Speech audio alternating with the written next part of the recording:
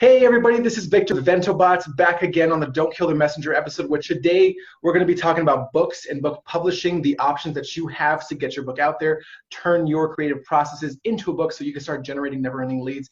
And before we begin, if you are looking to generate never-ending leads, go ahead and over to ventobot.com/book, where you can walk through our exact 4-phase process that we take our private clients through so that they can generate never-ending leads. Now, today I have Karen Strauss, and she is they're a hybrid book publisher who works with authors, speakers, and entrepreneurs to get their books published and out into the world. Hey, welcome, Karen. How you doing? Good, Victor. Thank you for having me. I'm so excited to talk about this. Yeah, I'm super excited as well. I'm excited because I know for me, when I was pulling this guy out, it was, oh my God, I'm great at what I do. That was, I swear, a nightmare. And I know there's a lot of ups and downs and things I wish I knew before I even started it. And if I ever do it again, I know I'm definitely coming to you to get something like that done, because it's just, it's a nightmare for most people. It's really like learning Greek. It's like learning, if you're not a native born speaker, you could get yourself in a lot of trouble. Yeah, yeah, definitely. So let's jump right in, because I know you're going to really dive in a little bit today to say what are some of the different options for publishing your book, like the pros and cons of self-publishing, traditional, and hybrid. Right. Exactly. So today there are many more options for an independent publisher, so an independent author. So Yep. If you're an entrepreneur, this is a great time now, because the technology and the ease, the software that has been built, the technology for print on demand is at such a height that it's really actually, I won't say simple, but there's a lot more at one's disposal now than just trying to get an agent and work with a traditional publishing house. Right. No, and I love that, because there's so many options, and there's like many options for a lot of things, but this specifically. So what would you say are some of the cons? What would you say is the first thing that people go to when they think, I want to write a book? The funny thing is that so many people say, how do I get published with Random House, or how do I get published with a traditional book publisher, because I want to be in bookstores? Okay. And that's really, a lot of people think that. And then I start telling them, okay, here's what you need to do. If you want to, you have to have 1 million Twitter followers. You have to have 500,000 followers on YouTube. Do you have that? No. Do you have a big following? Do you have a market? Have you thought about your marketing budget? So these are things to think about because traditional publishers, you need an agent to agree to take you on. And if you do get an agent, after you redo your proposal about 6 times, they then try and sell you to a traditional publishing house. In which case, it takes anywhere between 18 months and 2 years to get your book published, even if they signed you tomorrow. Wow, so, that's quite a long time. So that's kind of like a long-term gameplay if you're looking to really start bringing in and growing your business using a book. 'Cause I heard that's one of the best ways to grow your business, but it sounds like you got to be a celebrity first to even do that. That's right, and have a long lead time, because traditional publishers only publish a certain amount of books per season, per year, and so they're already booked 2 years out. So, wow. Okay. Yeah. So what would you say is the next step for someone like me, someone who is looking, who has like their process dialed in, goes through it, has their clients going through it all the time, but it's just like, I can't help everyone, but this is the best way for me to help the most people possible. And I'm going to answer that, but there's one last thing people should know, in case you haven't been discouraged already. A traditional publisher owns the rights to your books. That's why they might give you an advance of $10,000 or whatever it is, but they own the rights to your content. And no entrepreneur that I know would ever want the rights owned by somebody else. Right. Definitely. If I had known that and gone with them like that, like a traditional publisher, I would definitely not have been, like, I wouldn't have done it. Right. Because this is my proprietary process. Like, why would I just sign it away to someone else, right? Exactly. Why would I sign away my likeness and my rights? So Yeah, no, definitely. yeah, there are two options that are viable. One is self-publishing, which I think a lot of people are familiar with, or at least, they've heard of the process. The other is hybrid publishing, which is what I do, which I will explain. But self-publishing, so for instance, you still, because Amazon, a lot of people may know, no longer has what's called CreateSpace. CreateSpace used to be the self-publisher to go to, where they provided an editor and a layout design, and you could Right. do it all yourself. Yeah. Now they have KDP Publishing, Kindle Direct Publishing, but now you have to have all your files done. Means you have to hire a cover designer, an editor, an interior designer. You still have to find all of those people. You have to get an ISBN, an International Standard Book Number. So there are all of these things that a self-publisher, a self-publishing author still needs to understand. I have more people coming to me to say, I hired 3 editors and they still didn't give me what I needed. And there's still 100 typos in my book. Yeah, definitely. So that's why the pros of if you do want to do everything yourself, you get 100% of the proceeds. Of course, you own the rights to your book. And if as soon as you upload the book on Kindle, it gets published in 24 to 48 hours. They can create the Kindle book for you. So there are definitely pros. And if you don't have a bigger budget, and you just want to work with Amazon, that's certainly a viable option. But if you want to really make yourself known in the world, as you and I have discussed, about a book gets you on speaking stages, a book gets you on podcasts, a book gets you on, interviews with publicity, and a book gives you credibility and authority to get new potential clients. And so if you want to really make a name for yourself, I believe hybrid publishing is the best solution. So it's somewhere between self-publishing and traditional publishing. Okay. So because I have spent 35 years in publishing, I set up my company to mirror a traditional book publisher, with the exception of the speed in which we get your book to market, which is about 12 weeks. You own the rights to your book, 100%.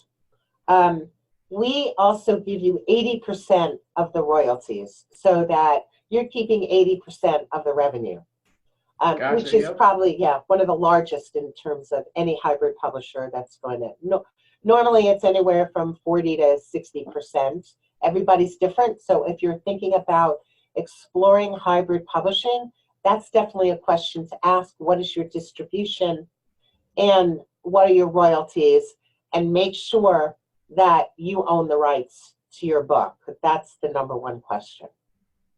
Okay, so I love hearing that, because the hybrid approach seems like the best route, because you have someone who has the expertise in it, and you're not stumbling around, similar to I guess a lot of people might be following, or be a bit like me, where they were like, yeah, I can do it, it's no problem, and then as soon as you start doing it yourself, you start realizing very quickly how much you needed, like exactly as you mentioned, like, yeah, I needed to hire editors, like designers, and like there was so much more than I thought.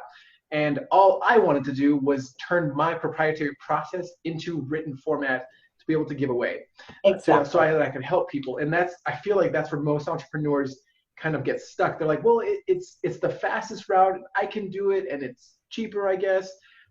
But then in the long run, it does actually end up costing you more, at least in my experience. Yeah. It cost me quite a bit to be able to do something like that, both in time and in money. So it was something that I probably should have outsourced. I thought I was, like, as far as I knew, I thought I could do it on my own. And I'm sure you had people come to you after the fact and say, like, hey, I need this done the right way. Those are my favorite people, because they they already know how difficult the process is. Right. So they do appreciate the fact that, we are expert. We do this, every day. We live, sleep, eat, and breathe publishing. And so it is my passion and my pleasure to help people get their voice out into the world before it's, frankly, before it's too late. So we also help very busy entrepreneurs who are afraid of writing, or they don't know how to, they might say, oh, I'm not a writer. So then they start putting it off, for years because they don't quite know how to do the process. So our easy solution really is speak your book. So we have a whole program where we can have somebody interview you. You can speak the book and we'll record it, and then we get it transcribed, or you can do this yourself. Then we get it transcribed, and that actually becomes the first draft of your book.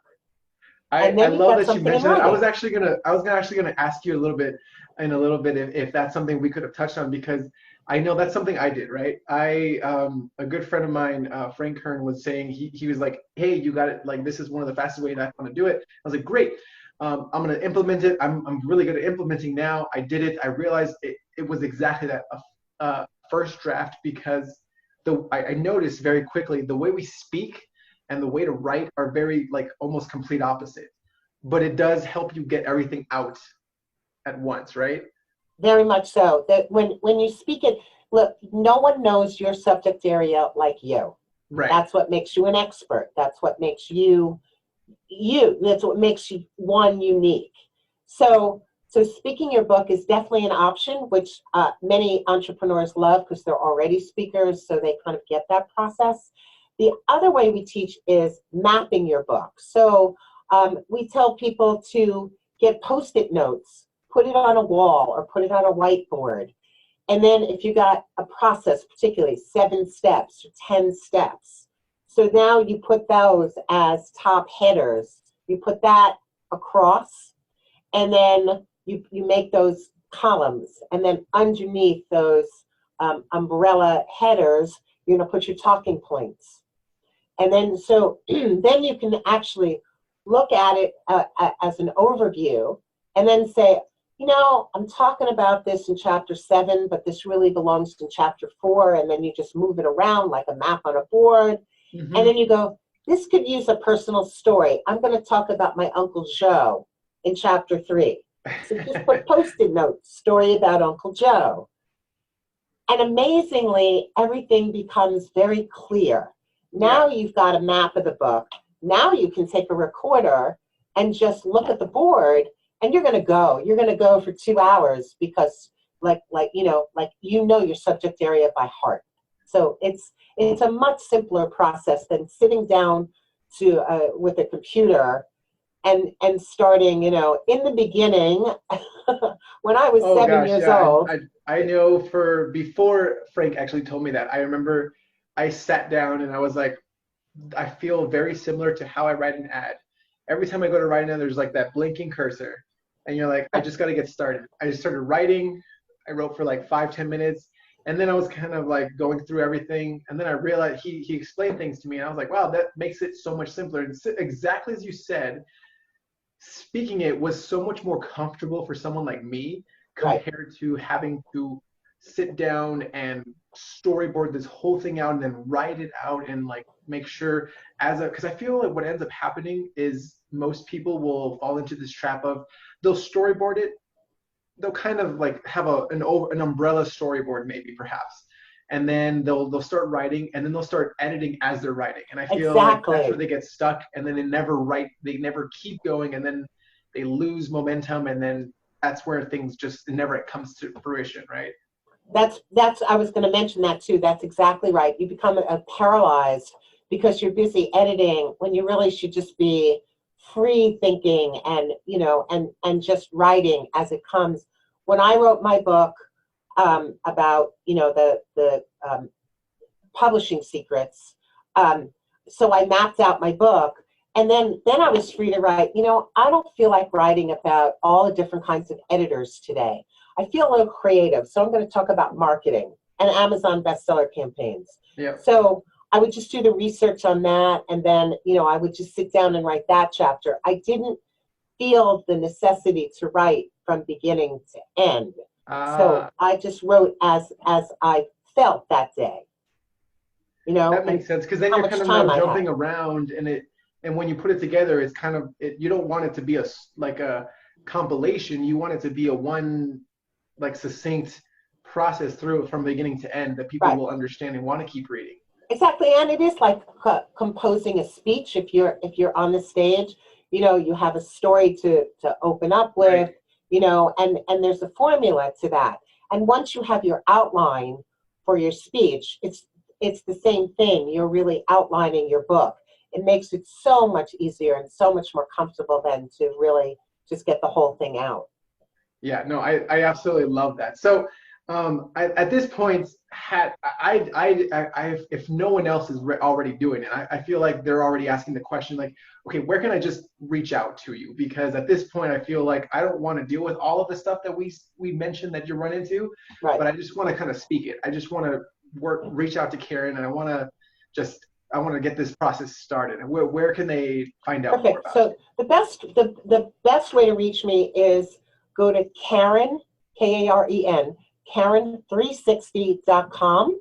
And it's a cool place where you can go to my website. You have 7 ways to contact me, all of my social media.